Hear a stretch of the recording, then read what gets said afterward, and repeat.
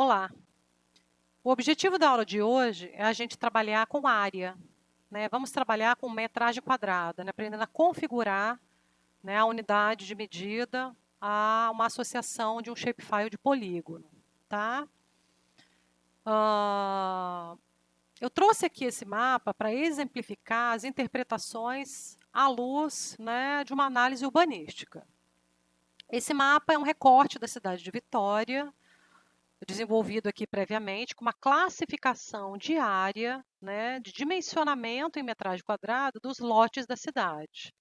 Então, eu atribuí um intervalo, né, a partir de uma interpretação prévia, né, buscando o entendimento, né, sobre o tamanho dos lotes. Né? Então, a gente consegue fazer uma correlação rápida, vou dar um zoom aqui para exemplificar, né, com vários fatores. Aqui estaria Leitão da Silva e aqui aquele conjunto, né, de áreas de topografia mais acidentada, que são os morros da Penha, Bonfim, São Benedito. Né? Então, observem que essa parte mais escura, que seriam os lotes mínimos, os menores lotes possíveis, eu atribuí uma classificação de até 125 metros quadrados, ou seja, abaixo de 125 metros quadrados teria uma inadequação fundiária. Ele não estaria adequado do ponto de vista urbanístico, né? Provavelmente são lotes, né? A gente já sabe, né? São lotes de ocupação espontânea, de ocupação irregular, né? Que não passaram por um processo formal de planejamento. E aí tem outras, né, outras classes de valores, né, também de lotes pequenos, e a gente faz essa gradação. Né? Então, se a gente observar outras áreas da cidade, a gente vai conseguir ver um tecido muito mais homogêneo, né, da parte planejada. Então, essa interpretação ela é muito importante, ela é possível, né, ser desenvolvida para complementar o olhar urbanístico sobre a cidade. Né? Eu acho que esse é um momento muito propício para a gente proceder esse tipo de análise. Tá? Então, vamos começar juntos um projeto novo. Tá? Vamos configurar o EPSG do Espírito Santo, que a gente já mencionou em outro vídeo, que é o 31984, sigla 2000, UTM 24S. Vamos aplicar. E nós vamos buscar aqui, né, fazer o carregamento, né, de um gerenciador de fontes de dados livres, né, de 3 shapefiles. Eu vou buscar, né, um vetor aqui, shapefile, na minha base de dados, que eu já baixei previamente. Eu vou buscar no GeoBases o massa de água, tá? O massa de água vai me dar o contorno da cidade, né, do litoral, tá? Do Espírito Santo e aqui no caso da Baía de Vitória. Então, vamos substituir essa cor, vamos dar 2 cliques rápidos. Vamos colocar um azulzinho sem contorno, então vamos tirar a caneta, só para a gente ter, né, essa localização da massa d'água. O próximo passo é buscar 2 arquivos da base de dados do GeoWeb da Prefeitura de Vitória, que são os bairros. Por quê? Porque eu quero entender aonde esses lotes estão localizados. Então, eu carrego os bairros da cidade. Vamos fazer uma configuração aqui de modo a deixá-los com transparência. Então, também eu não quero pincel, na verdade, no preenchimento dessa vez. E eu quero um contorno mais destacado, que eu vou colocar em 0,4. Tá? Vou aplicar. E aí, o que eu tenho aqui? Né? Eu tenho os bairros da cidade. Se eu buscar aqui o identificador de feições, eu consigo, né, saber em que bairros que a gente está trabalhando, que a gente está atuando.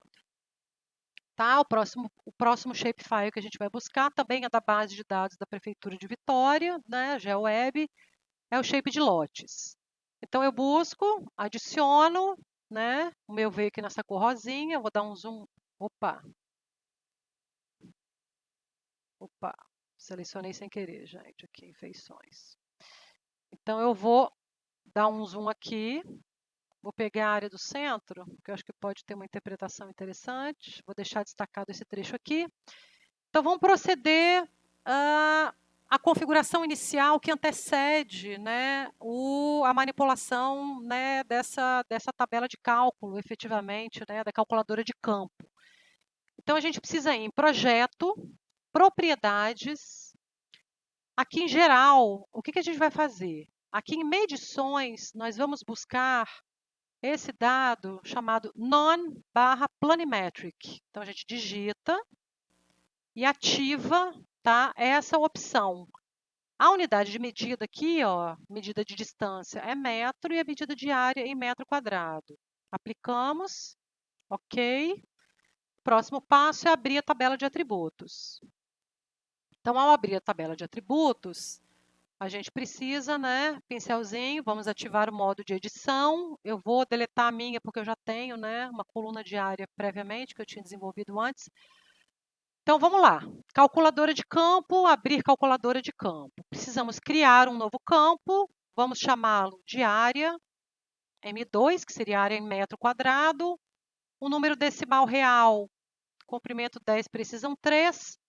Aqui em geometria, eu vou buscar a cifrão área, tá? Eu vou dar 2 cliques. E aqui, na verdade, né, é a forma que ela interpreta a área em metragem quadrada. Vou dar OK. Ele está pensando um pouquinho. E ele vai acrescentar uma coluna aqui na minha tabela de atributos com a área dos lotes, tá? Então, esse é um dado importante que a gente precisa prever, né? Poderíamos estar trabalhando com outras unidades de medida, quilômetro quadrado, se eu tivesse eventualmente trabalhando com um polígono dos municípios, para proceder depois cálculos de densidade, hectare, né? Poderia ter todas essas interpretações possíveis, só lembrando de, na calculadora de campo, fazer as subdivisões, né? Dividir por 10.000 metros quadrados, enfim. A gente vai trabalhar com a metragem quadrada mesmo, porque nos interessa essa interpretação urbanística da unidade territorial mínima. Tá? Então, ele carregou lá para nós. Próximo passo é proceder à combinação, tá, das propriedades. Então, a gente está aqui, né, em simbologia. Vamos buscar um graduado, tá? Vou escolher aqui uns tons de vermelho um pouquinho mais escuro.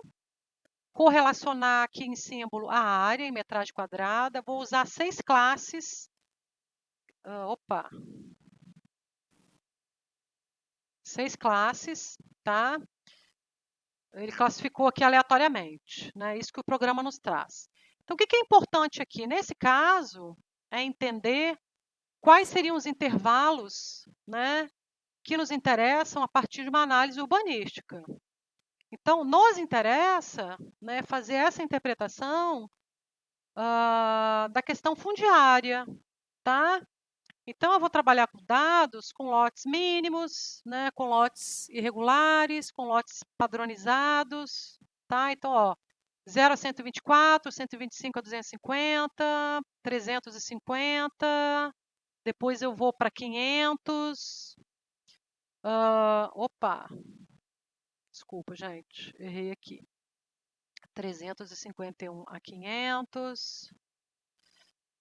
Vamos lá, 501 a 1.000 metros quadrados. E aí vou trabalhar acima de 1.000, né? Vou deixar aqui o default que ele nos deu e proceder aqui, ok. O que a gente precisa? Inverter essa escala de valores, porque o que eu quero? Eu quero que o mais escuro esteja correlacionado ao menor lote. Então, eu clico aqui, ó, inverter gradiente de cores, aplico, ok. O que ele fez? Né? Então, aqui, o que eu estou vendo? Né? Uma análise interessante. Eu estou vendo o centro da cidade, né? A Ilha do Príncipe, né? Eu estou vendo um outro conjunto de bairros, né? Onde a gente consegue identificar que os lotes menores, né, são os lotes de maior condição de precariedade. Eu vou deixar esse aqui um pouco mais escuro, especificamente, eu quero ele bem pretão. Vou dar um OK aqui, ó, pronto, que ele vai destacar ainda mais, né, na minha correlação aqui dos mapas. Então, se a gente fizer um passeio pela cidade, a gente consegue perceber essas diferenças, né? Cadê o território planejado, né, o território formal do território informal? Então, a gente sabe que toda a Bahia Oeste tem essa característica, né? A gente consegue identificar claramente ó, bairros que vieram, que são provenientes, né, de loteamentos planejados. Então, a gente tem aqui o bairro de Lourdes, né, que eu estava mostrando agora.